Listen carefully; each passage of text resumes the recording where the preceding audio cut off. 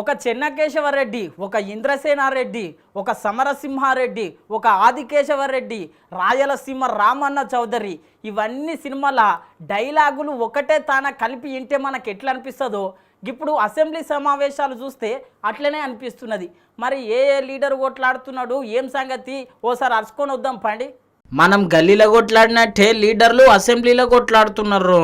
అసలు తగ్గేదే లేదు అంటున్నారు. మీరెంత అంటే మీరెంత అని చెప్పి సవాళ్ళు ఇసురుకుంటున్నారు. మళ్ళా పాడి కౌశిక్ రెడ్డి సారు కడియం సిఆర్ సార్ను ఒక మాట అన్నాడని చెప్పి చెయ్యి పార్టీ లీడర్లు లేచి గిట్ల అరుచుకున్నారు. మళ్ళా ఏకదం దొంగతనం చేసిన వాళ్ళు ఏ రకంగా భయపడుతున్నారో చూడండి అధ్యక్ష.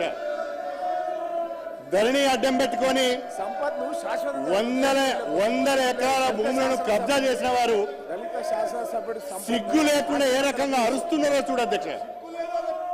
సిగ్గు లేకుండా అరుస్తున్నారు.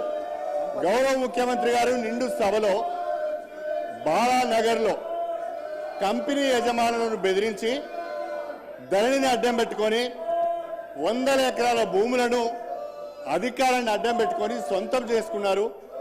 స్వయంగా ఒక మాజీ మంత్రి ప్రస్తుత ఎమ్మెల్యే పేరు తీసుకొని వారి బంధువులు ఈ రకంగా చేశారని చెప్పి ముఖ్యమంత్రి గారు సభ దృష్టికి తీసుకువచ్చి మీ ద్వారా హౌస్ కమిటీ వేయాలని వారు ప్రతిపాదిస్తే సిగ్గు లేకుండా అరుస్తున్నారు అధ్యక్ష.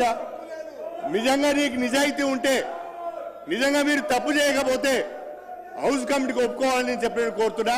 దయచేసి మీరు తక్షణమే హౌస్ కమిటీ వేయాలి అధ్యక్ష. ఇంకొక విషయం, సభ్యులు ప్రవర్తిస్తున్న తీరు రాష్ట్ర ప్రజలు గమనిస్తున్నారు.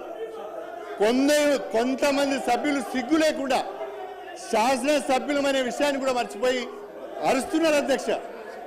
ఇది సభ సాంప్రదాయాలకు మంచిది కాదు. దయచేసి వాళ్ళను మీరు నియంత్రించండి. అదేవిధంగా ముఖ్యమంత్రి గారు కోరిన విధంగా హౌస్ కమిటీకి మీరు అనుమతి ఇవ్వాలని చెప్పి మిమ్మల్ని అభ్యర్థిస్తున్నారు అధ్యక్ష.